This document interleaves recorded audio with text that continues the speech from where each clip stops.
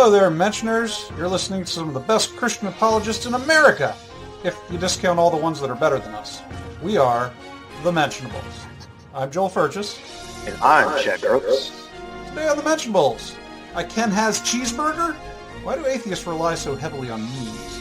Also, Chad Gross is going to tell you how your church can start an easy fitness training program in 3 simple steps. Step number 2 will amaze you. Is that right, Chad?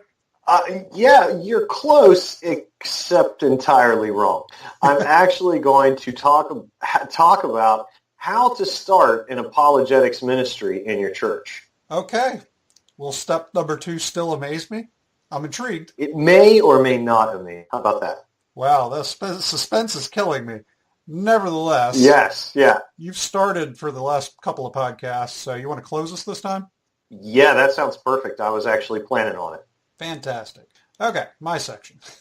Chad, one of our fellow mentionables, posted something about how someday he wanted to write about how atheists essentially rely on meme argumentation, and he was going to write a book titled The Meme-Driven Life. Love the title. How about you, Chad? Oh, yes, I like the title, and I think Rick Warren would be touched that he isn't inspired an apologetics book. It's not derivative in any fashion.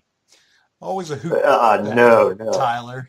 Yeah. Anyways, the post intrigued me, and so, as is my wont, I did the research and actually produced an answer to the riddle. So essentially, Tyler's expressing frustration over the fact that he wants to have some kind of substantial discussion and engage actual arguments, and then atheists just throw memes at him. You run into this kind of thing, Chad? Yes, I do, and I told you that when you told me what your topic was going to be, I would try very hard to stay off of my meme rant, and I'm going to stick with that. However, I do think that I have run into that, and it just seems to me that memes are one of the lowest ways to argue on the internet, and I find it frustrating because whether or not you believe in God or not, the arguments deserve some thoughtfulness and some reflection, and many times memes are presented as a slam dunk argument, a gotcha attempt, and it's very frustrating to engage people who aren't really willing to think any deeper than what a meme requires. Yeah, that is difficult. It's beyond just atheists and Christians online. Political parties throw around memes like nobody's business, like kids on a snow day. That's actually a great point, and I find them equally as annoying in the political realm as I do the atheist-Christian not debate. Yeah, and that's one of the things that I'm going to talk about, because I think that memes serve a particular function which makes them attractive to any group that really holds a strong ground against another group. So we'll talk about that. I belong to one of these Christian apologist groups, and I think it's the best one on Facebook, Christian Apologetics Alliance. Chad, you're part of that group, right? I'm actually not sure if I am or not. I know how you get part of so many apologist groups on Facebook that you lose track, right? Yeah, I'm actually going to withhold comment on that. I'm not 100% sure. Okay. But I am very familiar with Christian Apologetics Alliance. That's fine. Well, I mean, they do good work, and I like the group because it seems like it's full of nothing but pros. Like, you could throw anything up there. You get dozens of guys coming in with research and intelligent discussion. It's just a great board. Yeah, I agree 100%. I would definitely recommend it. So the reason I'm bringing it up is that the mods really want substantial discussion there, and you get a lot of it. But then you get this deal where Christians are coming on all the time, throwing up memes saying, well, an atheist said this. They throw up a meme. My friend had this on their wall. They throw up the meme, and they'll ask, what are your guys' opinions on this? So memes get posted on here, and the mods don't want that kind of thing. They want substantial discussion, not meme debunking. So eventually it got to the point where they just forbid the posting of memes. They blocked anything involving a meme. So I saw a need in this community, and I jumped into the gap, and I started a group that's only about memes. The whole group is about Christians, specifically apologists if possible, come on, they post the atheist meme, and then we all talk about it. Are you part of my meme controversy group, Chad? I can't remember. I don't think I am because of my my non-love for memes. I can't blame you at all. All right, that's fine. I'm not going to Yeah. invite you then, and we'll both be happier for it. But as the moderator of this group, I've seen pretty much every meme atheists have ever created because my group is very popular. We've got, I don't know, going on 500 members or so at this point.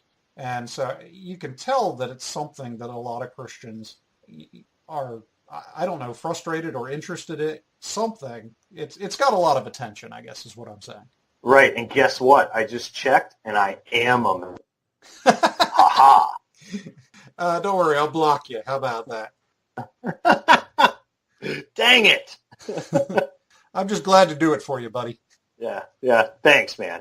Appreciate it. All right. Well, you did your meme rant. Do you have any theories as to why atheists and other groups with strong opinions like memes?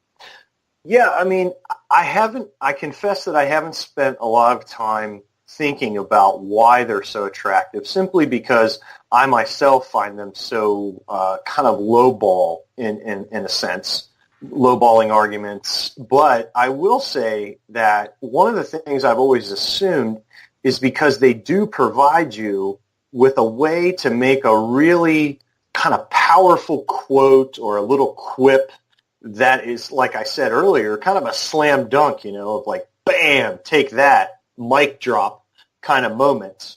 And so I think that's why they're attractive. I also think the visual, Joel, people like the visual, especially nowadays more so.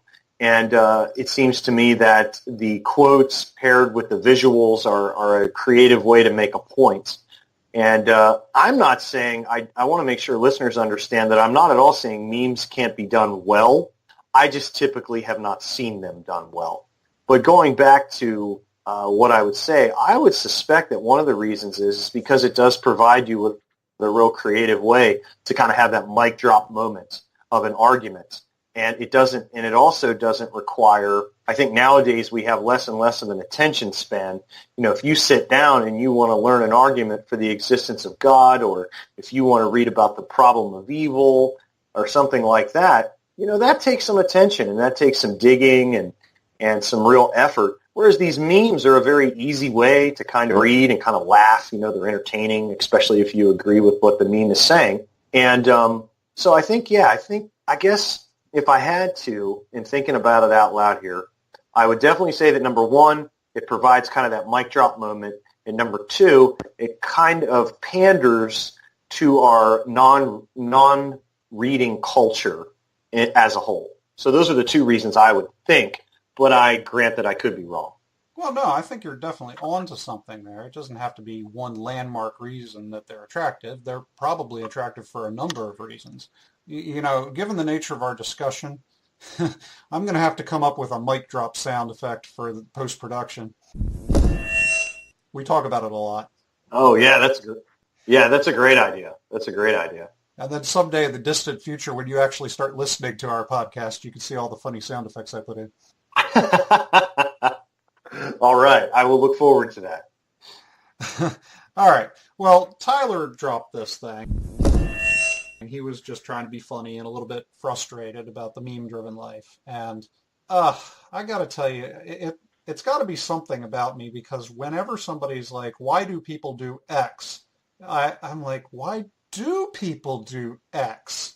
And then I've got to go do the research. And, with the memes, it was no question. I had to get out there and do some research on it and find out what was going on with that. And as it turns out, this is probably one of the most popular personal research that I've done after I published it. It's gotten thousands of views and shares online. And I'd like to say this is original research, and it actually, that I've actually discovered something. I think I've fallen into something here. So I'm a little proud of this, in case you couldn't tell. Yeah, well, I mean, I think that one of the things that when you get into Christian apologetics, a lot of the arguments that you're learning and a lot of the things that are being presented have already been done. And so I don't think there's anything wrong with being excited about kind of some new work or something new to contribute. So I think that's great. All right. So we'll start by defining what exactly memes are. Typically, when you think of a meme, you think of a funny picture paired with a couple of words and they're there to make a rhetorical point or just to be funny. And, honestly, nowadays, when memes started out, when you first saw them on the internet, it was like the Ken has cheeseburger cat. It was just trying to be stupid and funny. But things just grew from there. And nowadays, memes are the new argumentation, as you've mentioned yourself. I mean, we've all stumbled across it now that, if you want to go to argument, just do a quick Google search for a meme and throw it up there. Great stuff.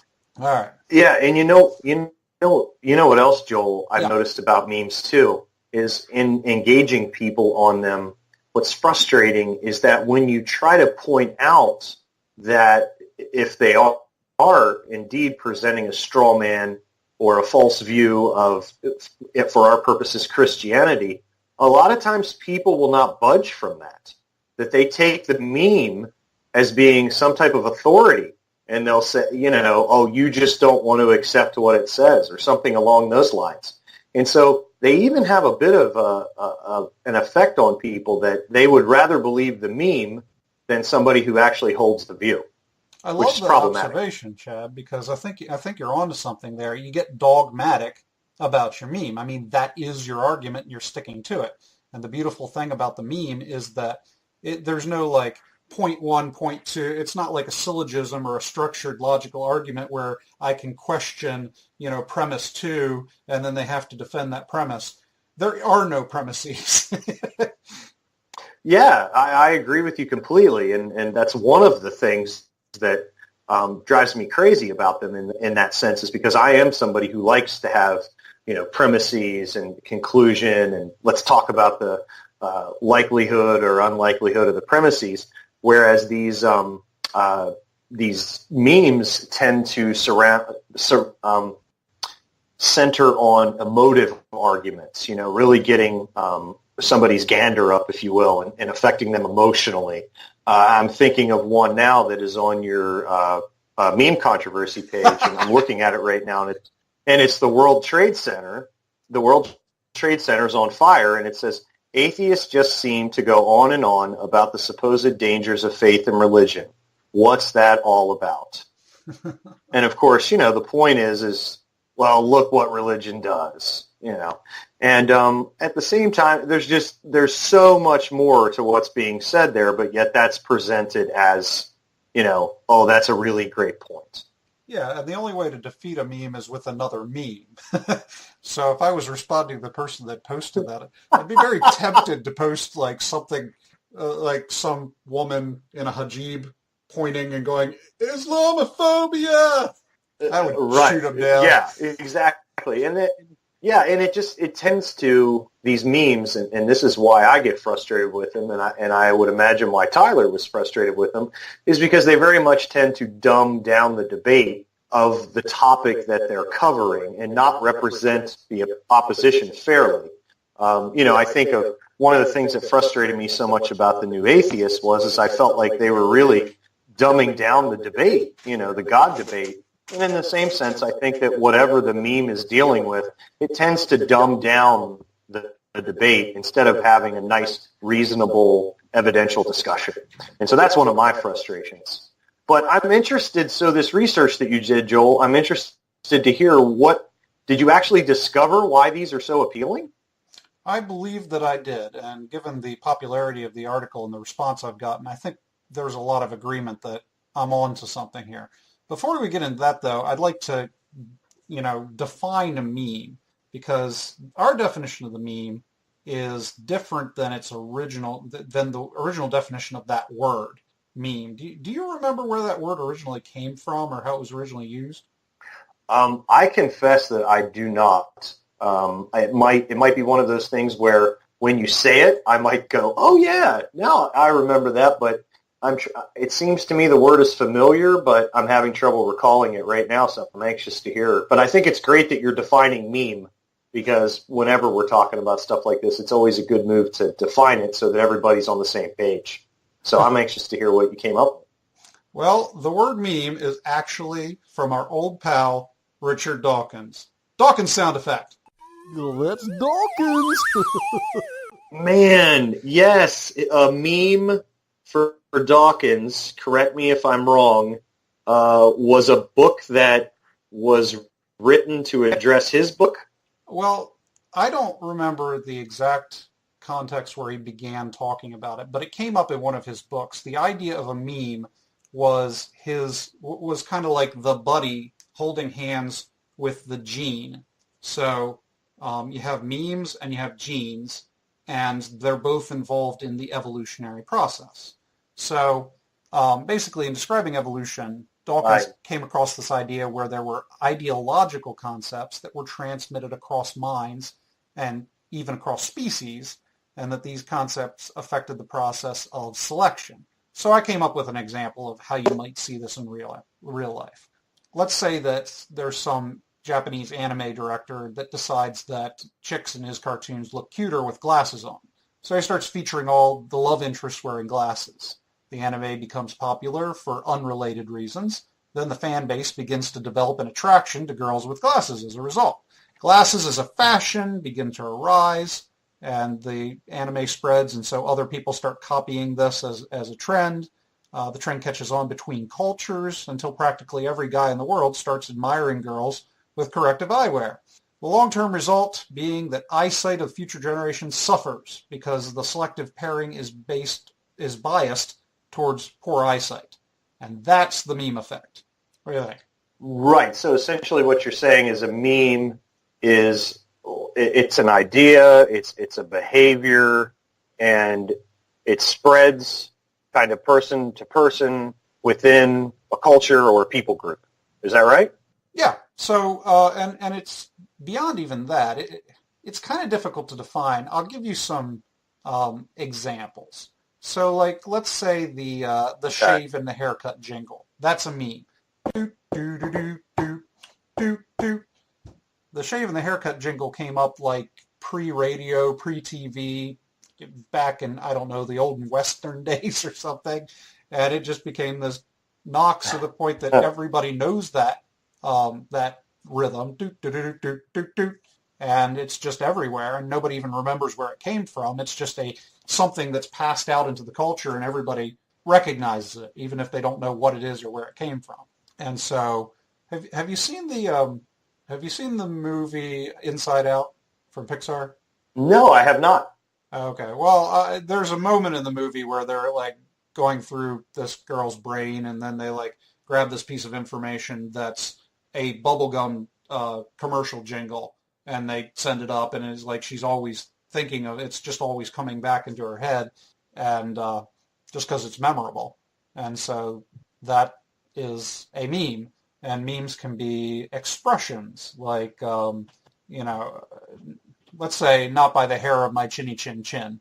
That's originally from a fairy tale, and then it could become an expression and spread out, and people could be saying it. The one that my wife uses is no tomorrow.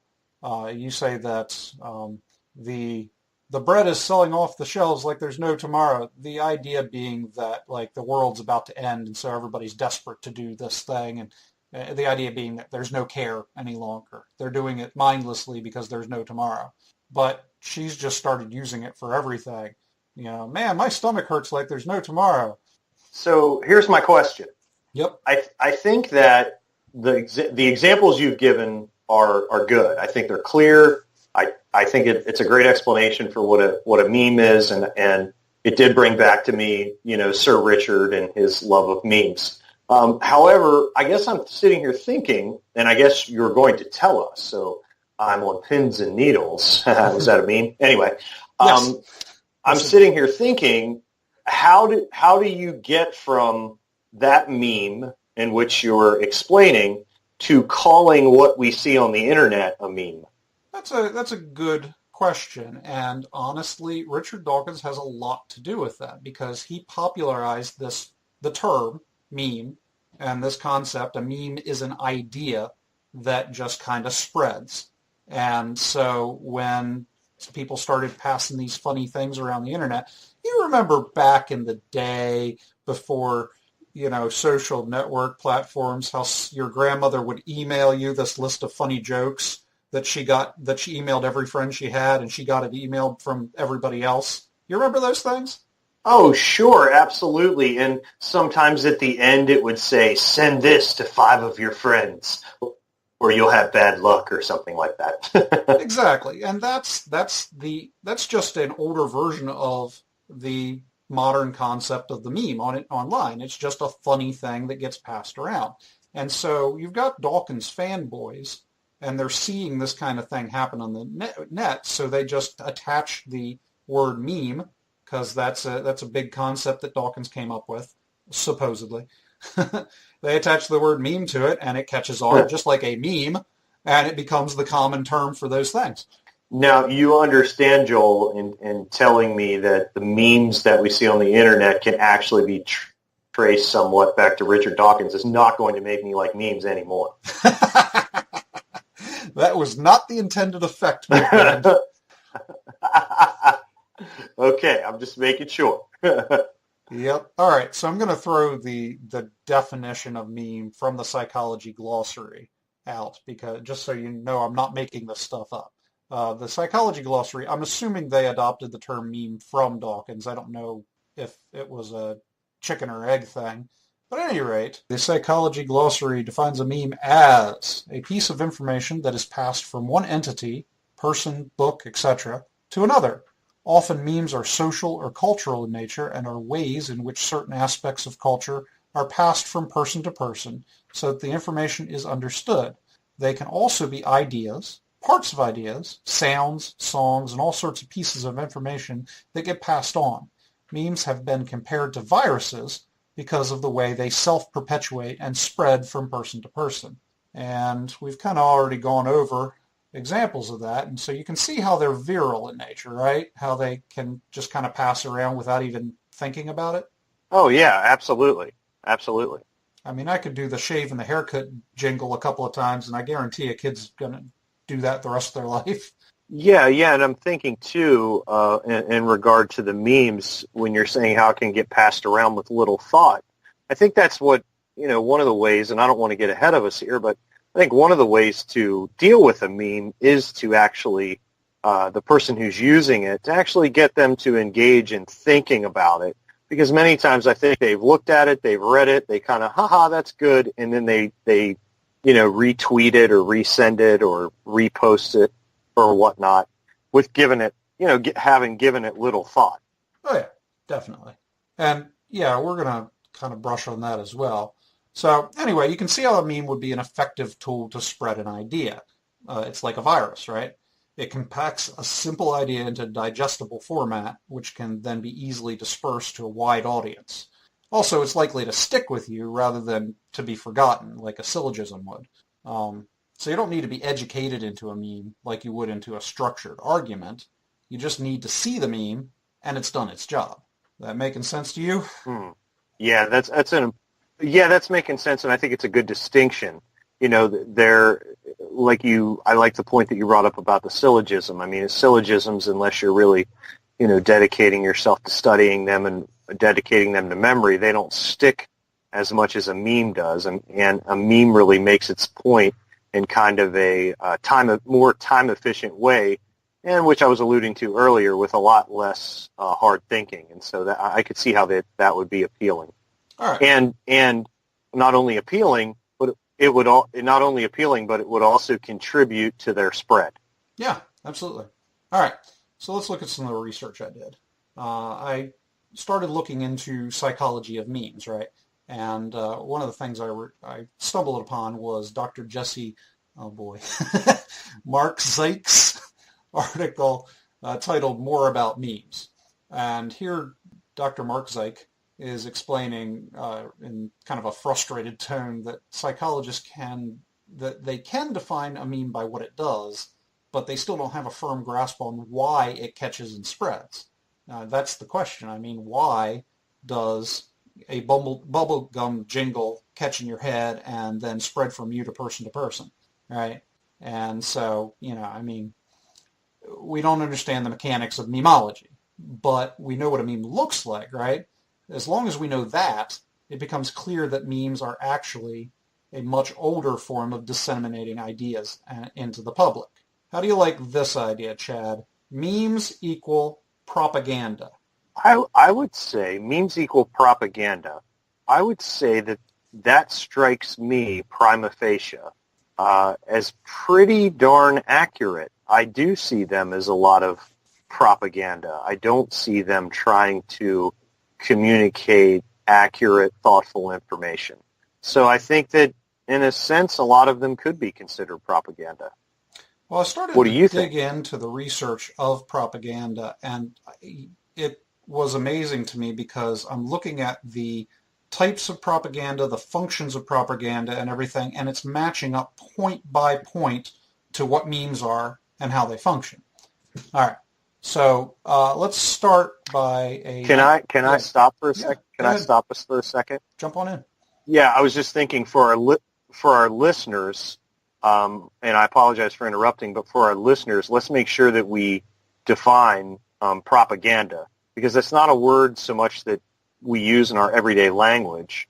I'm thinking here of, I just kind of looked up the standard meaning, and it means information, especially of a biased or misleading nature, used to promote or publicize a particular political cause or point of view. Is that a definition that we can kind of work with there, Joel? It is, and I actually was going to get into the definition of propaganda in moments from now. I'm sorry. Don't worry about it. I pulled my definition from a 1935 article from the Annals of the American Academy of Political and Social Science. And the article is titled Psychology and Propaganda. Now, before I read the quote from the article, I just want to set this up by saying we're talking about 1935 here. What was going on in 1935, Chad? Well, lots was going on in 1935, but what do you have in mind, Joel? It rhymes with World War II. World War II was going on in 1935. Oh, you mean World War II. I do mean World War II. Good call. So, and do you remember the nature of propaganda in World War II? Oh, I mean, immediately what comes to mind is Nazi propaganda. You're right. Propaganda was friggin' everywhere in the 1930s. And I'm not just talking about Nazi. In America, as we're going to war, they intentionally launched massive propaganda campaigns. And you remember Rosie the Riveter, right? That was propaganda. That was Of propaganda course. to try to convince women Yes. to get into the factories and work, and that was what made them strong. And the propaganda was effective, first off, and it served a function socially to, help produce and manufacture the equipment that we needed for war. And you might remember things like the little Daffy Duck cartoons where he's up there dancing around, talking about how you need to recycle your metal so that they could use it for the war effort. Or the Bugs Bunny cartoon where he's coming up and trying to sell bonds to people. And you got these billboards with the Nazis painted out across them as, these nasty, evil things coming for you if you don't get involved in the effort. Yeah, you get the idea. Massive propaganda campaigns, not just in Nazis, but in America too at the time. Huge amounts of propaganda for every single thing. Like the government's telling you that you need to stop traveling, make no unnecessary trips because we need gasoline to fuel the war effort. And so, you need to stop burning it. So they'd have all kinds of ads and propaganda up on billboards and so forth, on the sides of bus, on cigarette packs, to promote this idea that people should stay home and that it was the patriotic thing to do. Patriotism, huge deal in World War II, and that was the tool that the government used to get you to do everything and march according to their program. Right. Yeah, absolutely. That's a great point. I mean, I guess I'm even thinking now for a modern day example of that, how much propaganda there is in North Korea in regard to certain countries around the world, and also how much in certain highly Islamicized areas of the world, how much propaganda there is against America. Yeah. No, propaganda, like the definition you pulled up, it's a political tool. It always has been. It's been a political tool since there's been politics. I'm sure you can find propaganda painted on caves walls. So it's a very common tool. So let me read the quote from this 1935 article. It says, the term propaganda has come to mean the employment of non-logical or effective appeals in public dissemination and modification of ideas, attitudes, and beliefs.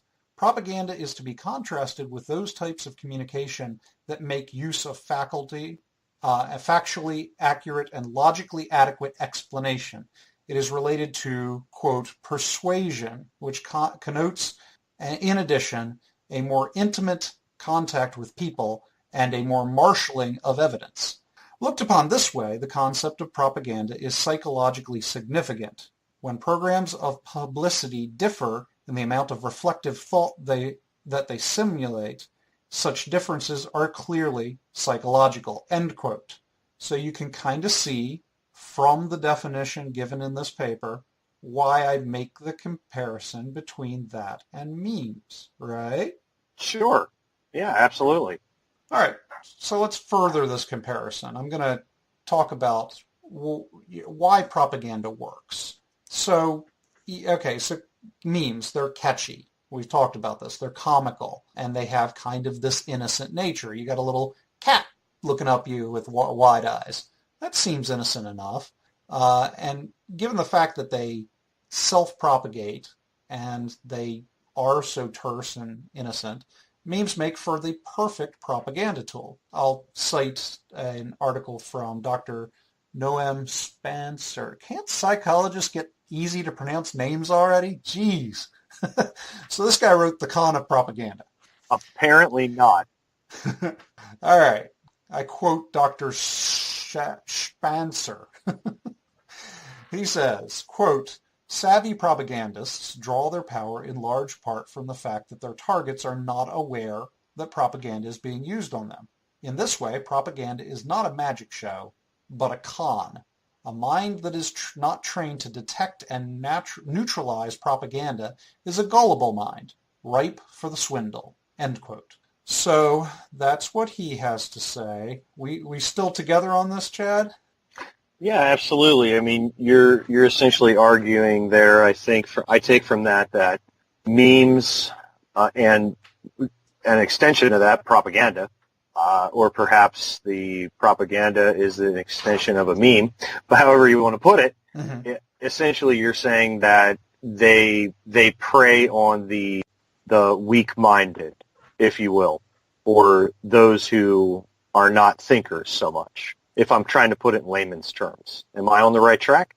Well, I'm not necessarily that they prey on such and such a person. What Dr. Spencer here is saying is that, okay, yeah, he says that they play on the gullible mind, but what he's saying really is that you have to almost be trained to spot propaganda when it's being used.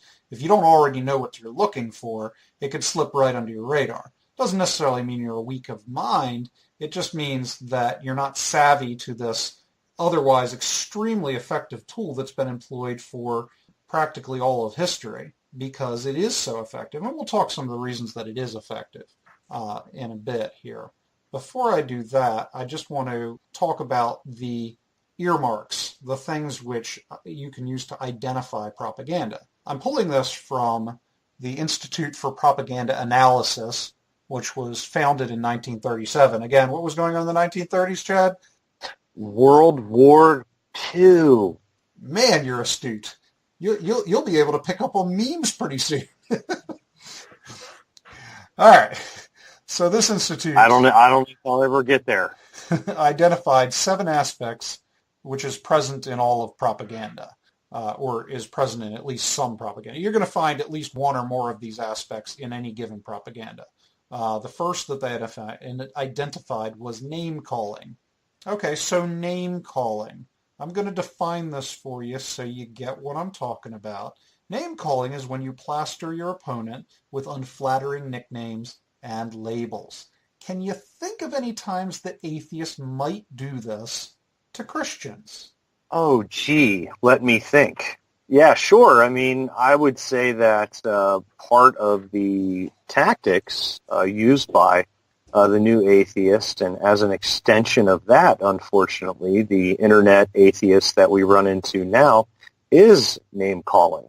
I think of Richard Dawkins at the Reason Rally a couple years ago encouraging his listeners to mock people of a certain religious faith. Oh, yeah. And so it wasn't, here it was at the Reason Rally, and we're not encouraging people to have reasonable arguments, but we're encouraging people to mock others. Yeah. And so, yeah, absolutely. The name-calling tactic is essential, I think, to the atheist schnick nowadays, at least the uninformed atheist. But, Joel, as I'm saying this, I think to be fair, we see this within Christendom, too.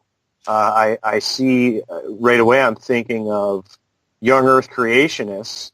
They immediately want to label people who believe in an old earth sometimes as people who are non-biblical, right? Yeah. Or they don't believe in the authority of the Bible. Now, of course, that's not name-calling in the sense that they're calling them dumb or stinky or something. But at the same time, they are essentially, calling a name instead of making an argument. Yeah. Well, I mean, if we restricted it just to name-calling, that would be all discourse everywhere through all of time. So I think that just saying that there's name-calling present in memes doesn't really get you, in propaganda, doesn't really get to the heart of propaganda. What I'm listing here are just general aspects that you will definitely find in propaganda. So the fact that there's name-calling in propaganda isn't surprising, but let's look at some of these other defining aspects. The second they identified was what they called glittering generalities. Now, a glittering generality is kind of the counterpoint of name-calling. You use broadly flattering labels to define that serve to your ends. So for atheists, you might consider a glittering generality being freedom from religion, or free thought, or reason, and science.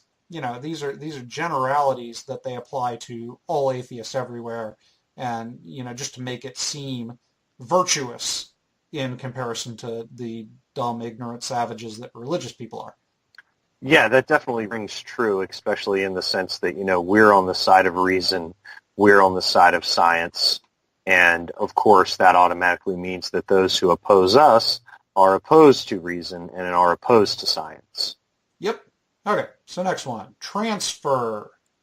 Similar to glittering generalities, transfer seeks to identify the calls of the propagandist with some person or institution that is generally respected. So basically, you're trying to take the respect of this person that you're associating with and kind of get it to rub off on you. Kind of like a sycophant or a hanger-on to some famous person. You try to identify your calls with this person and get some of that, respect to rub off on your calls. Can you think of any examples in the atheist realm there, Chad? So let me make sure that I understand the question. You're asking me if I can think of any examples in the atheist realm where an atheist tries to kind of get another atheist to in a sense, endorse his cause? Is that what you're saying? Try to get a well-respected person or institution to associate with their cause, or rather to associate their cause with this respected person or institution. You ever see atheism attach itself to some person? Well, yeah, yeah, sure. The institution of science, right? Yeah. If we're calling that an institution, I think it would, they definitely try to attach themselves to science, and they're the champions of science. So, yeah, that would be an example. Yeah, and I think that you find they'll wave the banner of people like Stephen Hawking or Bill Nye or Neil deGrasse Tyson, as the leading character that represents atheism. So you throw the face of Neil deGrasse Tyson up. Here's this really respected astrophysicist that hosted Cosmos. And, this guy's an atheist. Why wouldn't you be an atheist? We're definitely a well-respected group. So there you go. Right. Okay. So number 4, that would be testimonials. So, that's a no-brainer. A testimonial is, a person who gives kind of their testimony. It talks about how this idea or product affected their life. So testimony, a lot of this you'll see in advertising, let's be honest. Advertising is just soft propaganda. So you'll have this person, I gained a whiter smile in 3 weeks with this toothpaste. Well, okay, so a testimonial is somebody who comes on and talks about how this thing affected them positively. Any examples you can think of for that? Well, I mean, you mentioned weight loss, and I think that the soft, and I like the term soft propaganda. I mean, I think most of your commercials are soft propaganda, but one of the ones I think of is especially your older beer commercials. Usually, if you drink this beer, then you will have beautiful women attracted to you. And so that would be an example that pops into my mind. Yeah. So in terms of atheists, I mean, you see the testimonial aspect. I don't think you see it much in memes. I mean, we're discussing memes here. So you can see it definitely used in atheist propaganda because you'll have a person like Bart Ehrman. Yeah, you'll have a person like Bart Ehrman, and they'll hold him up because he used to be a Christian, now he's an atheist. And there's dozens of examples of these, what's the guy we always talk about? Outsider test guy. What's his name? John Loftus. Yeah, John Loftus. He used to be a pastor, and now he's an atheist. So, testimonials.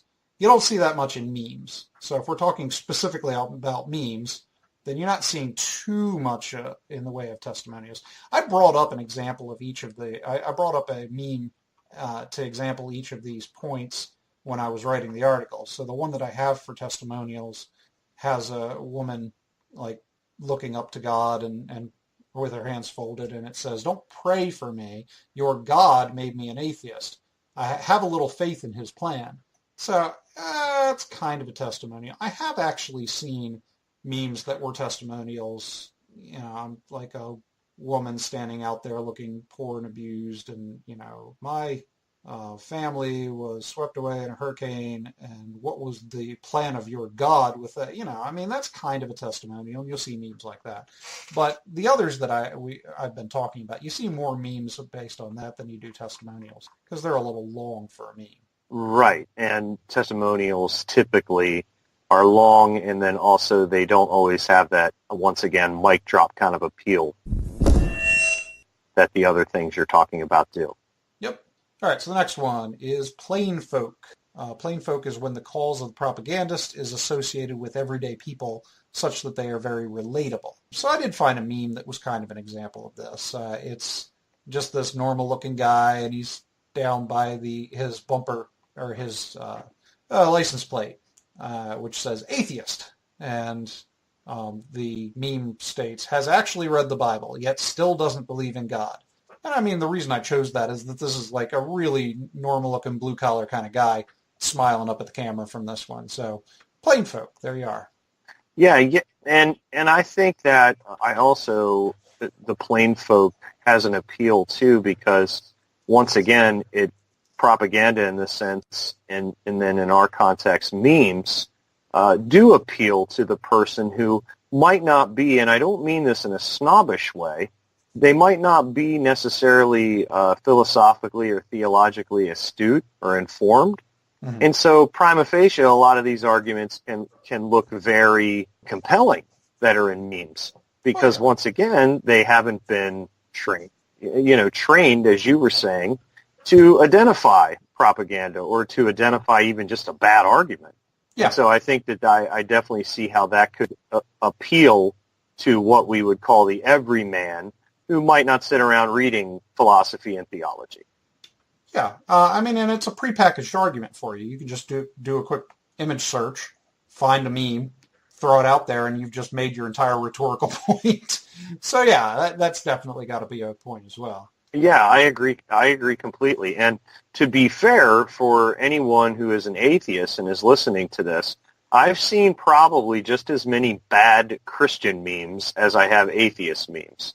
And so this is a problem on both sides of the aisle in that sense.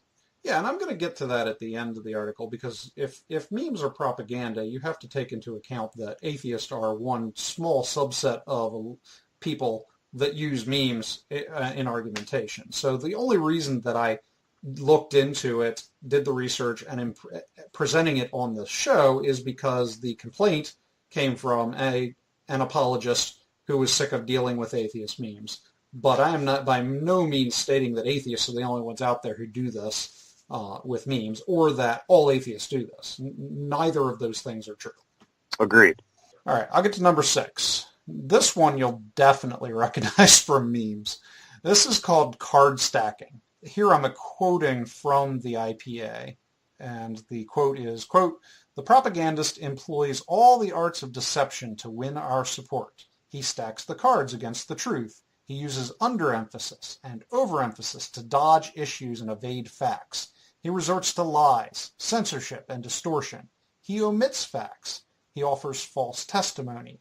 He creates a smokescreen of clamor by raising a new issue when he wants an embarrassing matter forgotten. He draws a red herring across the trail to confuse and divert those in quest of facts he does not want revealed.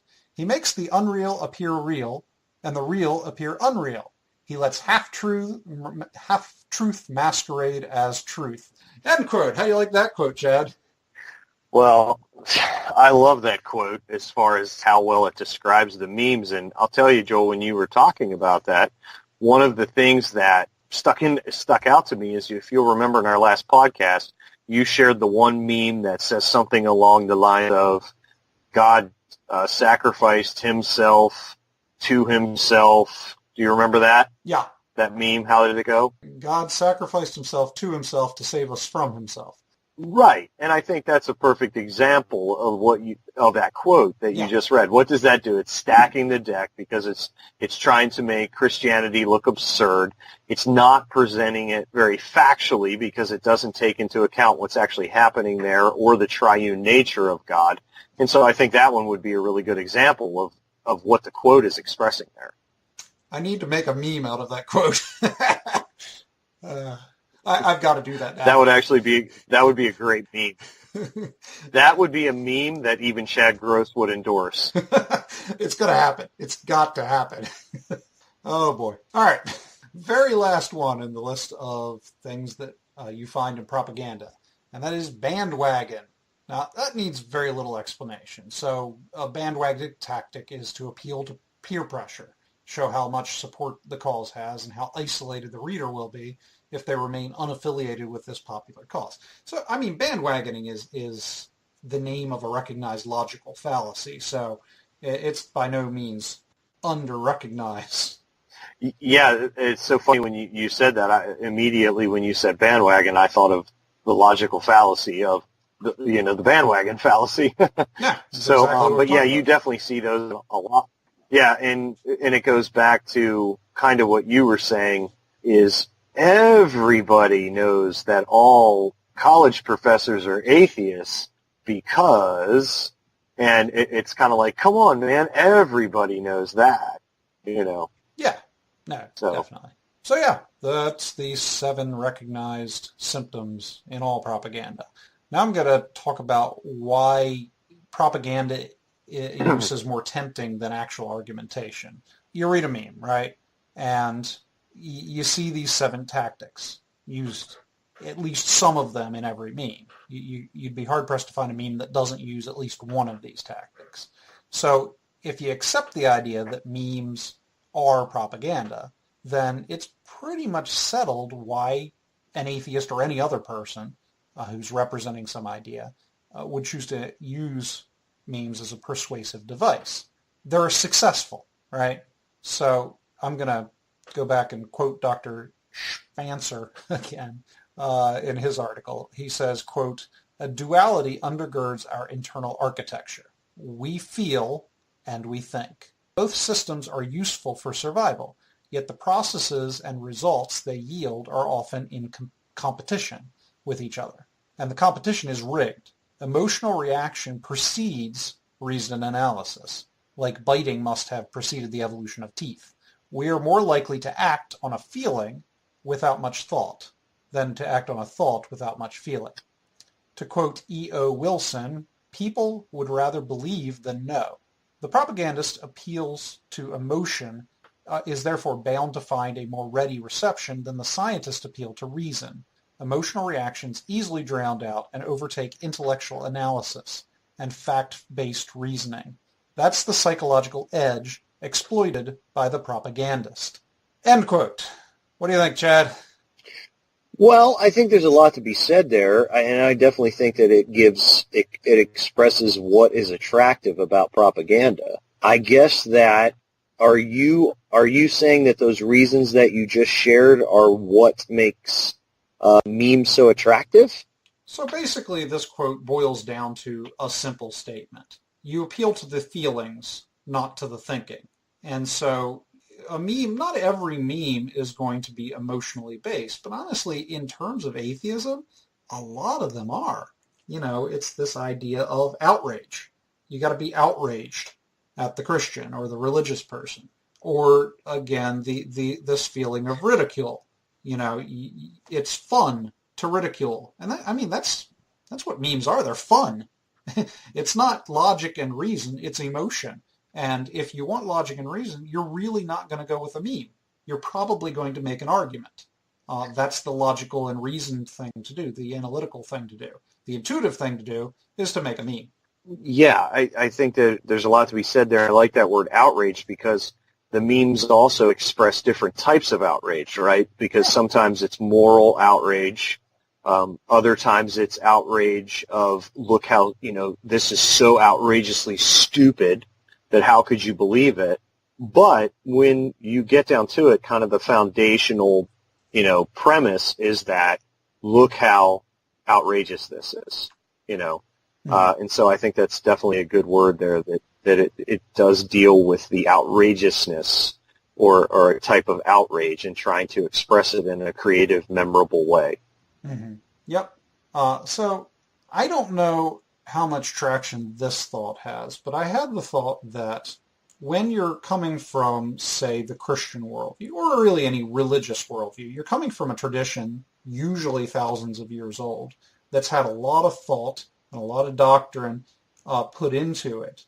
It's not meme-based. It's actually based on a great deal of philosophy that's developed over time. And this is true of Eastern religions, it's true of Western religions, it's true of Islam. Islam was a big contributor to the growth of the scientific and educational movements in the medieval time periods. Let's not be insulting to them.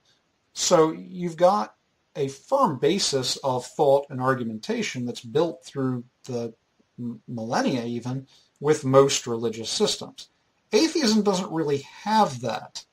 Atheism, in terms of argumentation, it's not a positive worldview. It's not a system that explains anything. It's a system that attacks, right? It just wears other systems down piece by piece. Yes, I think I generally agree with that. The only caveat I guess I would add is not only does it attack, but I would say that there is also a faction of atheists, and I certainly do not include our more sophisticated atheist friends, but there's a faction of atheists, too, that not only attacks, but also just complains. Yeah. And what I mean by that is they just complain about what they don't like about the view, but they really don't have any positive arguments to offer or anything positive to add to the discussion. Yeah, absolutely. And, for every Christian that just believes because it was their parents' belief or because the pastor told them so, there's an internet atheist out there that just doesn't believe because they think it's stupid or it's edgy to be an atheist or, some very unreasoned reason to be an atheist. They're just an atheist because it's popular. They jumped on the bandwagon and it's fun to get into these internet fights. It's not something they put a lot of thought in. So you can't just limit that to one side of the aisle or the other. There's blind believers on both ends of the aisle, right? Oh, yeah, absolutely. I remember once preaching a sermon for about 45, 50 minutes and arguing the necessity of apologetics and how apologetics was a command, how apologetics was biblical, how Jesus did apologetics, how the apostles did apologetics, and whatnot, and making these arguments. And then afterwards, some guy walked up to me and said, at the end of the day, I've got my testimony, and nobody can take that away from me. Yeah. So you can't just blame atheists for... Right. This was somebody who actually heard hey, this is something biblical, this is something we're supposed to be doing, and they still wanted to cling to the view that, oh, I've got my experience, therefore that's all I need. So yeah, I agree with you completely that we've got issues on both sides of the aisle. They may manifest themselves differently, but at core, they're very similar. All right. Well, I mean, the bottom line here is that it's actually pretty easy to inflict doubt on any positive belief structure. And when I say a positive belief structure, I mean a worldview that kind of gives purpose, meaning like a general, it explains the where did I come from, why am I here, and where am I going type questions. Atheism can't do that. They can't give you a solid base for, say, morality or anything else. Atheism is just disbelief at some point. If you want to put a positive belief structure, they usually have to fall back on humanism to give some positive views. Otherwise, they're just trying to dismantle religion, at least as far as I can tell. So, in order to inflict doubt, all you have to do is ask a question, right? If those questions are answered, just ask further questions. Paint every aspect of the belief structure as dubious as possible, as ridiculous as possible. You don't even need to counter any comprehensive or concrete arguments that the other person is throwing out. All you need to do is select minor aspects of the belief system and pick at those until they disintegrate, at which point the system dies the death of 1,000 paper cuts. And so mimetic argumentation manages not simply to appeal to the broadest possible argument because it's easy to understand and absorb, it also immediately disarms any comprehensive arguments the other side may offer by making a mockery of their complexity. Sort of if you can't give me a soundbite answer to my soundbite criticism, you aren't worth listening to, right? Yeah, I actually experienced that once. It was kind of funny. I had posted something about the resurrection, and I think it was it was when Mike Licona's latest book on the resurrection had come out. It was a pretty major work that was getting a lot of buzz, and a guy had gotten on the Truth Bomb and left some type of comment that basically said something like, yeah, if you can't just explain your argument to me and you have to write an entire book, it can't be that good. Man. So basically his operating premise is that the only types of arguments are ones that you can explain to me in a little 2-minute blurb. And if you can't do that, well, then of course it's because your argument's not any good. And I just, couldn't believe it. Yeah. I've heard the same thing, that somebody gives a quick one-liner and then, you respond to it with a thoughtful response, and they just mock the fact that you had to take so long. Yeah, you just had to explain yourself around. What's the short answer? Give me a short solution to my problem. And you can't do that, so what you gonna do, right? Right. Okay, that's my premise, that memes are propaganda for the internet age. You choose a viewpoint, like a political viewpoint, a religious viewpoint, what have you, and then you produce memes, which are very easy to produce. Many of them are prepackaged for you, and you just disseminate them across the web. I mean, if you look at the book that Tyler wrote, Measuring McAfee, he's responding to David McAfee, who is essentially an internet atheist. And his book, most of the arguments he puts out in the book are just memes. They're just slightly expanded upon memes. And then if you do an internet search for David McAfee, most of what you're going to find are memes that he's made. And that's who Tyler ended up arguing with right there. Yeah. If somebody said to you, Joel, why do you think memes are so popular? What would be your kind of succinct kind of summary as to why you think they're so popular? Okay. Well, memes are popular because they're easy to absorb and they're easy to pass on, and because they represent both visual and whatever you call reading. It's a different type of thought process for reading than it is for visualizing something, but you get both types of information represented in a single thing. So it's their simplicity that makes them popular. You can see 1,000 memes and only like 15 of them, but then you spread those 15 around and 15 more people spread them around and they become widely dispersed. It's why they're memes in the first place. So, that's good. I hadn't really thought of that before, but that's actually a really good thought, is that memes are self-selecting. I could send 30 memes out that I created, and only 2 of them get picked, and then people share them, and then all their friends share them, and suddenly they're huge across the internet. They're one of that memes that everybody recognizes. And so they're self-selecting in that respect. Yeah, that is interesting.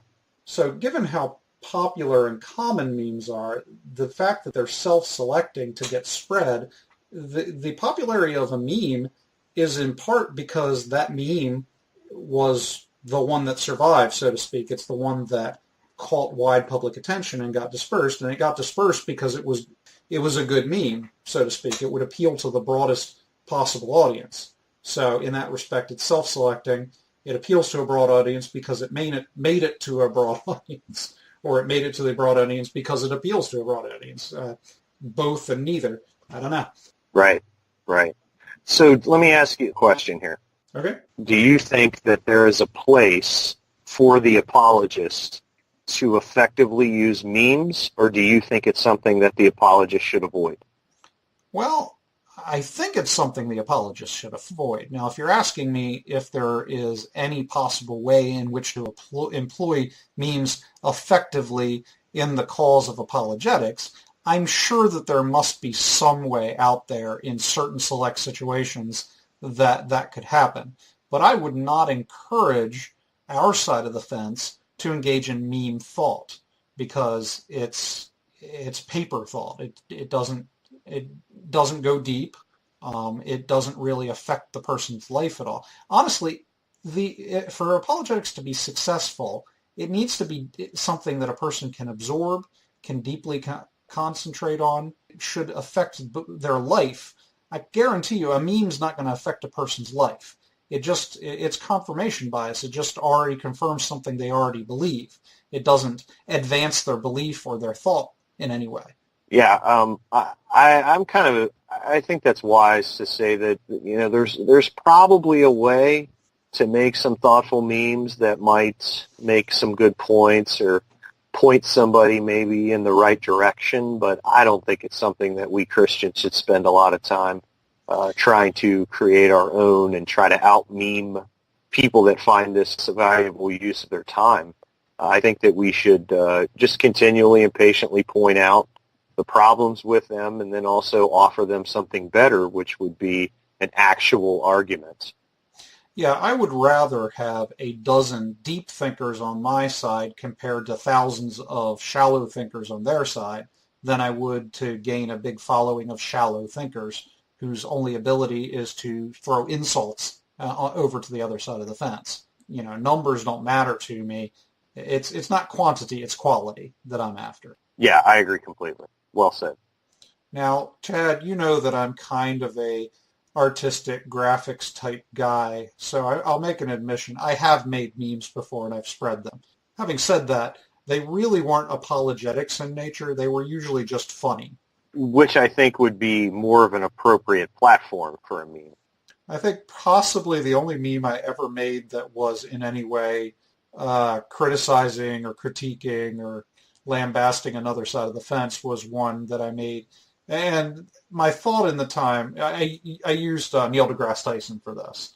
And the meme had him like gesturing from a podium, and it said, "Scientists be like, we found water on another planet. We've discovered intelligent life." And I was making that in response to this, ridiculous thing you see every once in a while where they're like, they found a subterranean lake on Mars. Could there be life? And it just seems like a huge leap of logic to make to me that every time, like, there's a moon or in orbit around Jupiter that has an ice crust, and they believe there might be some thermal vents underneath the ice crust, so there's a large ocean underneath the ice there. And I always see this, could there be life down there? So, like, in the minds of popular scientists, for some reason, water equals life forms.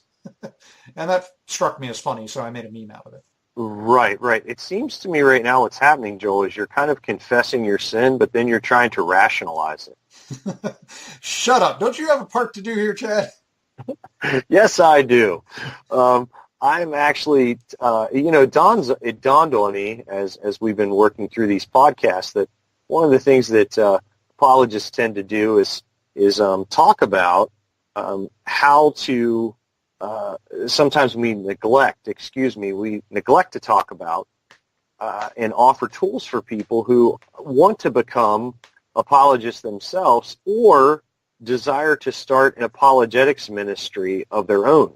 And sometimes, I don't know, Joel, what your experience has been in this, but it is not always the easiest thing to get a church or a body of believers on board to start a apologetics ministry. Have you had any experience with that? Oh, yeah, absolutely. I mean, I don't know how much of this I've shared with you, but I've taught a number of apologetics classes at my home church. And by a number, I think I mean 3. And the attendance has always been kind of low to those. Now, I'll confess that I had competing classes that were being taught at the same time, so people had choices as to which one they got to attend, and they chose others over mine. And I'm not bitter about this, but it's, I mean, that's my original experience. Now, recently, I've begun to attend a different church, and I approached the pastor about possibly doing some teaching because I had the curriculum prepared for these other classes that I'd done.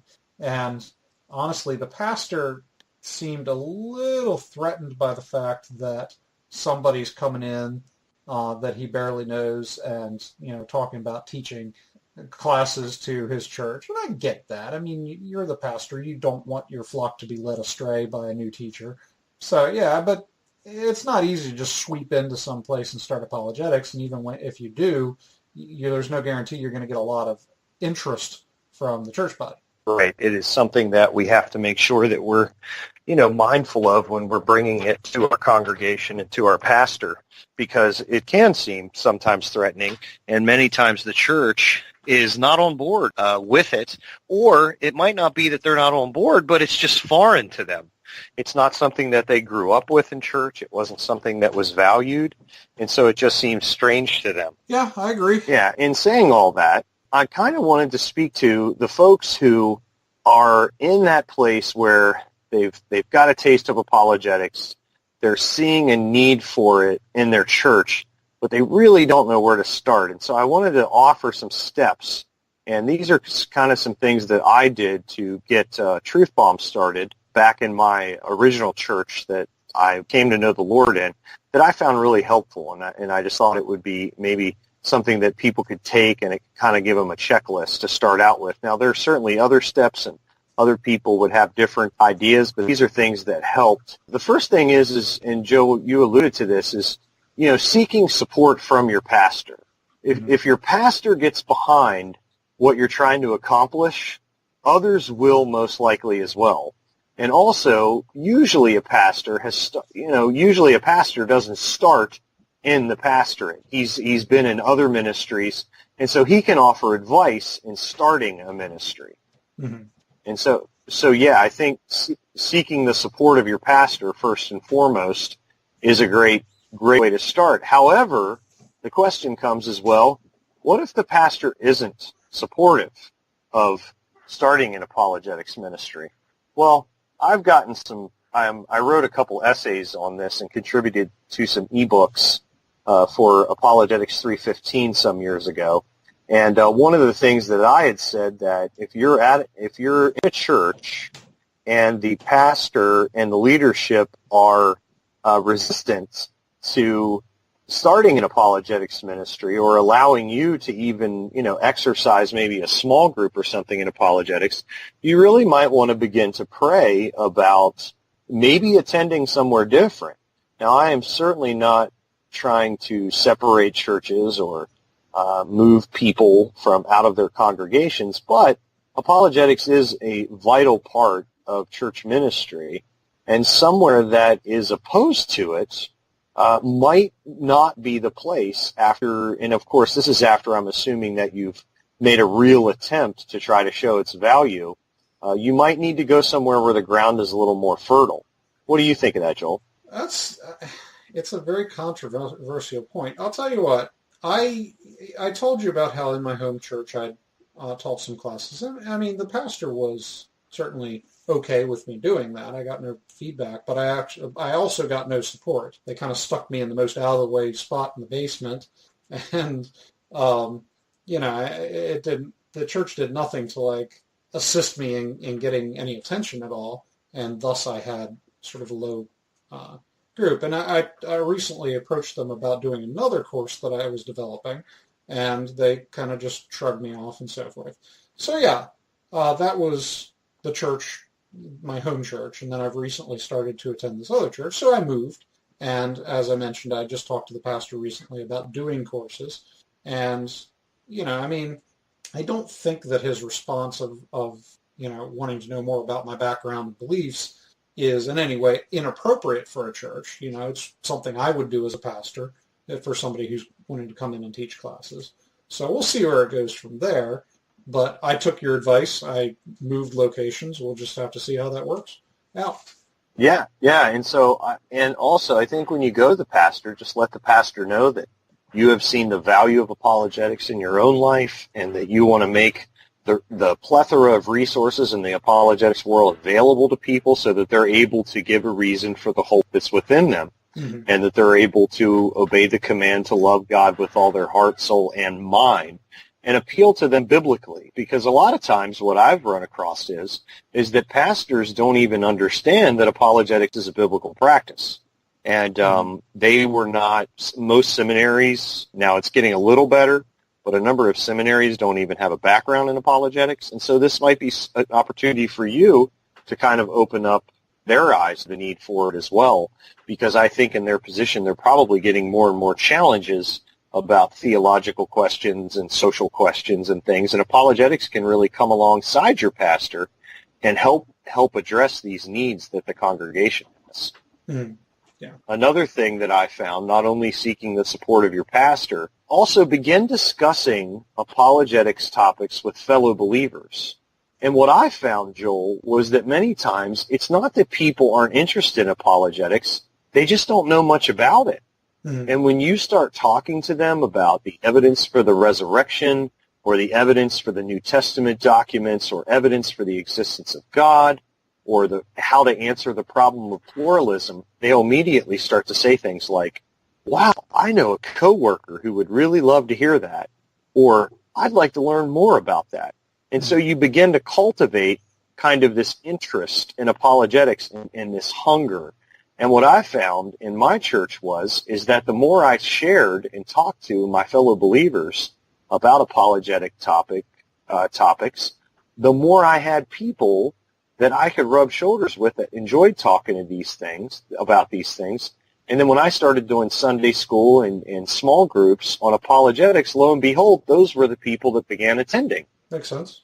Yeah, and so I think just even beginning the discussion with your fellow believers is incredibly important because, again, like the pastor, many times believers aren't even aware that all these tools and resources are out there. And not only that, they have questions about their faith really is unnecessary. It doesn't have to be there.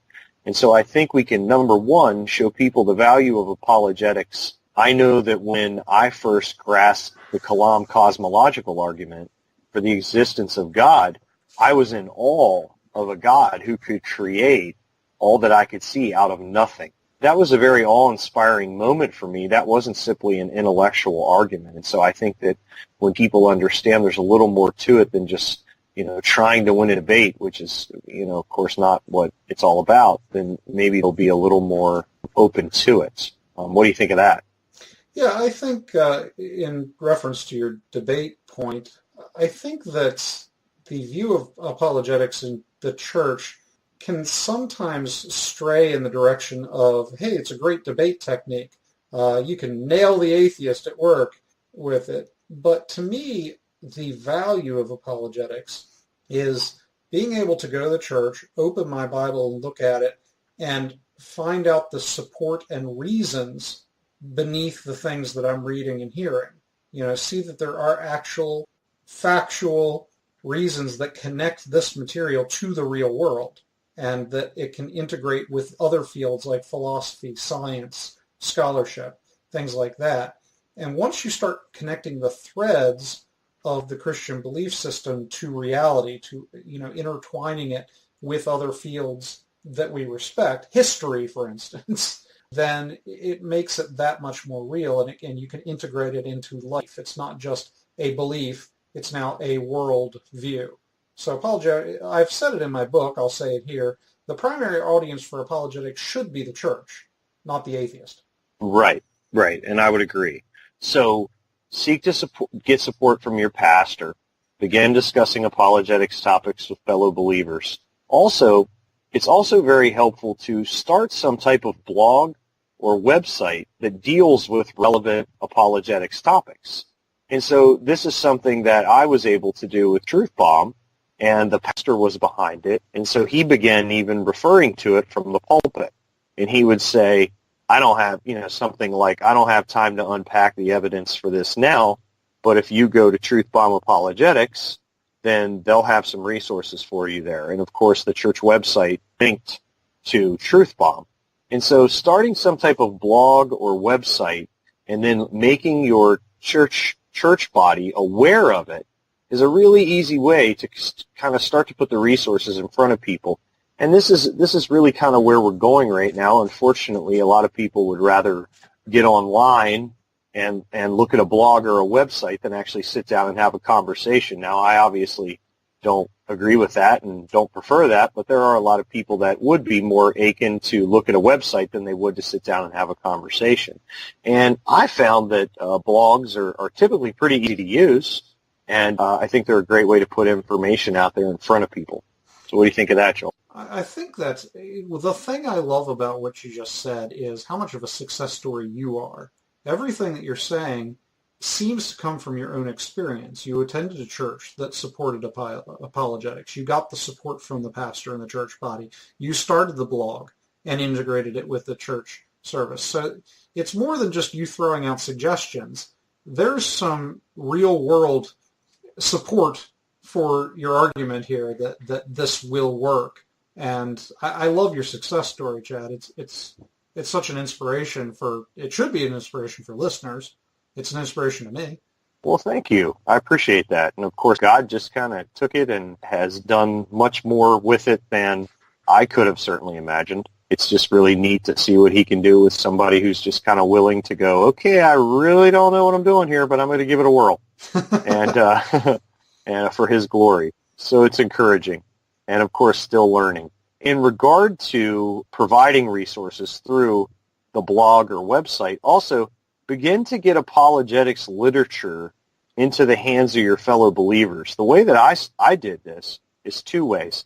If somebody would come up to me once they knew that I was someone who appreciated apologetics, people would begin to come up to me and start to ask me questions about, my teenager has a question about this topic, or I've always wondered about this, or can you recommend a good book on this? And so what I started to do is two things. First of all, I would get used books, and I would bring them in and kind of put them on a table at church. And, of course, the church was kind enough to give me an area to do this. And it was just free books on apologetics topics. And people would always be very anxious to take them. And I would also provide literature specific to a person's question.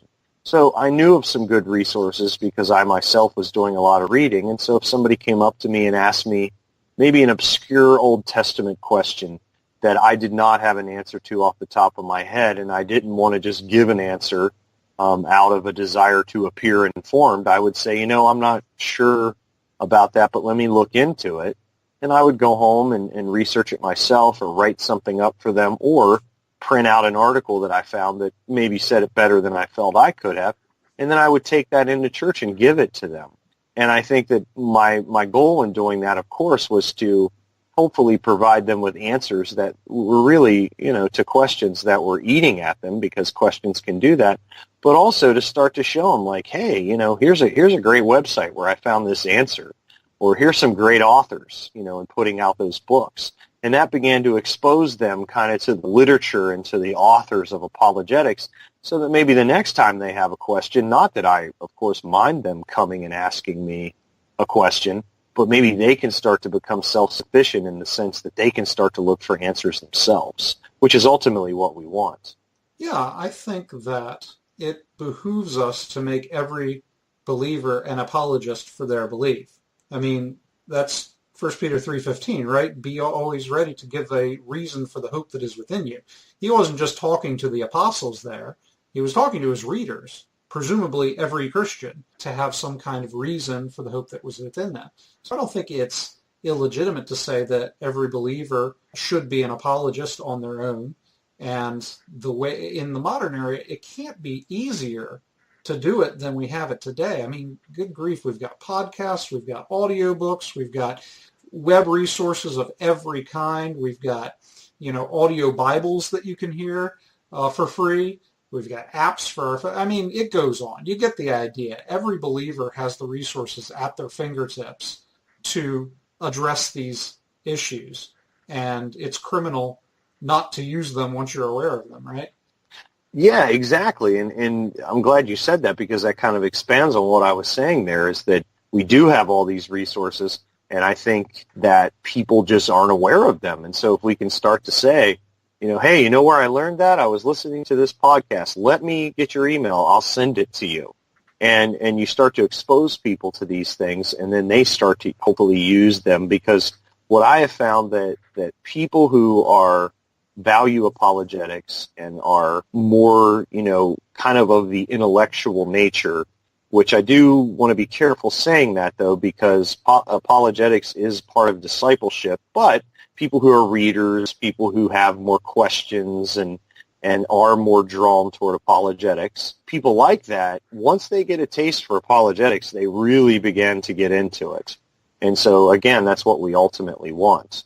And so getting those resources in their hands are important. Also, talk to your pastor, your church administrator, a Sunday school coordinator, whoever that position is, and see if you can start a small group at your church or a Sunday school or whatever you may call it, discovery group, that you discuss these common objections for the faith. A few things that we did is we did a class on Stephen Meyer's True You series. Stephen Meyer, of course, of the Discovery Institute, he did an entire series on Does God Exist? And then he did another one on Is the Bible Reliable? And we had Sunday school classes on those. I had another Sunday school class where this was completely experimental, where we watched debates and we would listen to, so for example, one of the ones we watched was the Hitchens-Craig debate, and the reason that we did that one is because it got a lot of publicity and was kind of well known. Even a few people who weren't necessarily apologists heard about that one. So we did that one first, and what we would do is we would watch the opening statement. So we watched, Dr. Craig's opening statement, and then we would stop it and we would talk about it. What did he do well? What questions do you have? What do you think he could have done better? And then we'd listen to Hitchens, and we'd kind of unpack, what questions do you have? What did you think he did well? What is he good at? What is he clearly wrong about? And so it became an avenue that we could talk about these things in an open format where everybody was safe. Everybody understood that we were all learning as we went. Nobody was an expert in the room. And what was really cool in these environments was that we began to see that each of us kind of had specialty areas that we didn't know about. So, for example, there was a gentleman in the class an evangelist to Jews, and he would actually travel to New York, to areas where he knew a high volume of Jews lived, and he would witness to Jews on the street. Well, of course, when I found that out, whenever we had a question about Judaism, who did we go to? But him. And so we began to see strengths that we could pull on one another, so it became more of a community of being able to come together and say, hey, I know that so-and-so talks to a lot of Jehovah's Witnesses. So I had to talk to one of them, so I'm going to go share this with him. And it was because we were doing these book studies in a community. We did Cold Case Christianity by Jim Wallace. We did I Don't Have Enough Faith to Be an Atheist by Frank Turek and Norman Geisler. So I think just starting a class where you work through a book together, you discuss common objections. You can even do a class where you have everybody come the first class.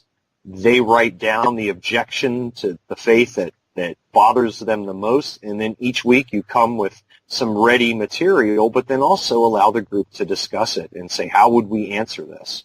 And so there's just a lot of ways to do it, but starting some type of small group or Sunday school class is essential, and it also provides not only believers somewhere, like Joel said, to get equipped, but if you have the sincere seeker who shows up, they have a place where they can go and be heard and respected and have their questions answered, which I think is incredibly important. Yeah, in terms of resources, the Apologetics Study Bible for Students, that's the one that you participated in, right? Yes. Okay, so that seems like a good resource, especially if you've got, I'd say, like a high school kid, especially in, say, a secular high school versus a public high school versus a private school. And then for a student who's going off to college, especially a public college versus Christian college. So, I mean, there's a ready resource with built-in apologetic lessons to it. Would you agree? Yeah, and you know what I like about that Bible, and honestly, I didn't know that the breadth and depth of it until it was already printed, because I just contributed an article. But it really deals with not only the intellectual questions of how do we know God exists, how do we know Jesus rose from the dead, things like that, but it also deals with questions about should Christians smoke marijuana? Mm-hmm. Why wait until marriage to have sex? Things like that students are really going to be dealing with. And so I was very, proud to be part of that project, because I thought it addressed a lot of different needs in one resource. And so, yeah, that would definitely be one that I would recommend. Yeah. And you had mentioned I Don't Have Enough Faith to Be an Atheist. That's a very readable book. It covers a wide range of topics at a level that, I mean, they're profound topics, but it's written in such a way that it's not difficult to grasp what they're talking about. And they have a study guide. It's a separate publication that you can use to turn the book into a course that can be taught in an adult class in church. So that's definitely a good resource. Yeah, that's a great point, Joel. And I know that also William Lane Craig's ministry, Reasonable Faith, has come out with some stuff too that also has, On Guard and the On Guard workbook, I think, and the On Guard DVD that kind of introduces each chapter, and William Lane Craig explains each argument. They also have middle school resources now, and then, of course, they have the kids' books. And so we have resources for every age on apologetics in all kinds of formats, whether it be video, podcasts, books, workbooks, just a plethora of resources. And so it's like Joel said, it's a crime to not take advantage of this, especially in this day and age when people have so many questions, whether they're a believer or not. All right, and I'll throw this out to the listening audience as well. The book that I wrote, Christ-Centered Apologetics, was originally formed as an adult class on apologetics that I was teaching. So in addition to the book, I also have a study guide with outlines that can be used as handouts for the class, and questions that for each chapter that the class can discuss or contemplate before they come to class and so forth. If a listener hears about this and contacts me, I'll get you a free copy of the study guide, and we can work on negotiating something for the book for you to get a better deal on it than just buying it online. So yeah, contact me. Say you heard about this in the podcast, and we'll work to get you another resource you can use for an adult class. Woohoo! There you go. Take advantage, mentioners. All right, that's all I got. I would say, all right, yeah. So 2 more things. I would also suggest, with the permission of your pastor or your board of directors, if that you have to go that route, see if your church would be open to inviting an apologetics speaker. My pastor was very open to this, and we actually have an area church, Joel, Mount Airy, and Steve Schrader. Mm-hmm. I was able to work with him, and we were able to have Greg Kokel and Frank Turek both speak at our church, and they were both great events. And, of course, having people of that caliber come to your church and speak really sets a fire underneath of people and really gives them a desire to learn more. Because those guys are so polished and well-spoken and present the material so well.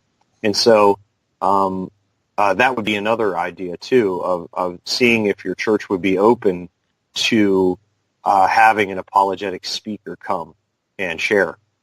Yeah, and honestly, it's in my experience, a lot of these guys are very flexible about where they're willing to go and the audience they're willing to speak to. So it's not, don't get too intimidated about asking these guys to come out, because they actually are very flexible and willing to go places. I know Jim Wallace is like that. Yeah, Jim Wallace is like that, but and I'll tell you, one of the things that impressed me about Greg Kokel when he was there of Stand to Reason, for those of you that aren't familiar, str.org, highly recommended, was his willingness, that ministry in general, to work with us as far as how much he got paid. It wasn't this case of he will only come for this amount, and if you can't pay this amount, he ain't coming. It was more along the lines of, well, we'll work with you regarding what you can do, and we'll come up with a reasonable compromise. And I really appreciated that. Mm. Now, we were, of course, in kind of a special situation where Greg was already in the area, and he was really close, but still, he didn't have to do that. He could have had a hard line on what he wanted, and he was very, they were very accommodating and understanding. And we were even able to pick the topics when they came. Greg sent us a nice list of topics, and we were able to pick what we wanted to hear. And so that was really nice. Yeah. Since we are the mentionables, I'll just throw this out there that we've got a network which is larger than the team that you hear on the podcast. So if you're looking for an apologetic speaker who's willing to come out and speak at your location, contact us, because we've got people all over the U.S. and they're quality speakers, and they're under the radar. So let me know, and I may have somebody close to you that'd be willing to come out. It's worth a shot, and we're trying to do this at no cost to the people asking us to come out. So yeah, take advantage of the mentionables if you're going to look for speakers as well. Proceed, Chad. Yeah, that's it. No, that's a great point. I'm glad you said that. And so, like I said, in review, you want to seek the support from your pastor, begin discussing those apologetics topics, and start cultivating some conversation, whetting the appetites of those who are interested. Begin getting apologetics literature into the hands of fellow believers. With the permission of your pastor or board of directors, invite an apologetic speaker to church. Also, start a blog or a website and just start sharing articles and works and even your own thoughts and maybe reflections on what you've done in a small group or something, and start directing people to it. And then also start that small group. You can even start it at your house. If you know 3 or 4 people who are interested in apologetics, shoot them an email and ask them if they want to start working through a book. And you can start discussing those common objections or however you want to proceed with that. Finally, kind of the final thing I would recommend is once you start getting together that kind of core group of people, start to see if they're interested in starting a team at your church.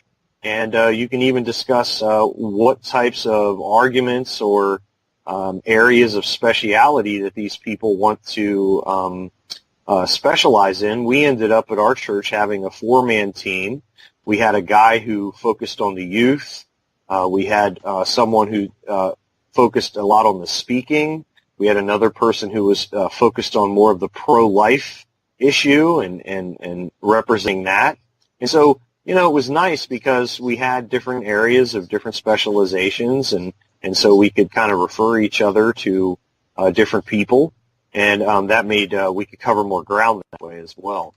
And so those are just a few ways. I'm sure that people listening who have done this before have a lot of other ideas, but those are just a few ways that you can kind of get the cart rolling, if you will, on starting an apologetics ministry. Anything you want to add, Joel? No, you have more experience with it than I do, so I think that was great suggestions, and I might even tap into a couple of those myself, in real life when I'm not managing the menstruals. All right. Exactly. In real life. Yeah. All right. Okay. Well, I think that's it for both of us, so let's close on out. As always, visit the Mentionables on thementionables.org. And honestly, visit the Mentionables on our Facebook feed, because that's the most active feed. And the members of the network are represented there as well as the members of the team. So Facebook, and then we have the Twitter feed at Mentionables1. So follow our Twitter feed. You'll get updates on everything we do and on other ministries as well. So it gives you a better range of resources for the Twitter feed there. The book that we wrote, the Mentionables Project, has been included on several lists of recommended resources for apologetics, and it's been couched into books, couched into lists between people like Norm Geisler and Frank Turek. So it's definitely a respected resource in a very short amount of time that it's been out. So yeah, definitely check that out. We're working on more similar to it.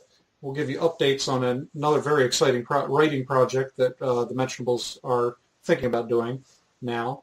And of course, we've got our ongoing series on YouTube, Mentionables TV, which currently we're working through 15 questions Christians can't answer. So that's a challenge right there, and it's fun times. All right, we were talking about doing conferences. The Mentionables are looking at possibly doing their second national conference this coming year, and we'd appreciate any support we could get. There's a donations button on thementionables.org if anybody's interested in contributing to that effort. We thank you for listening, and keep on mentioning.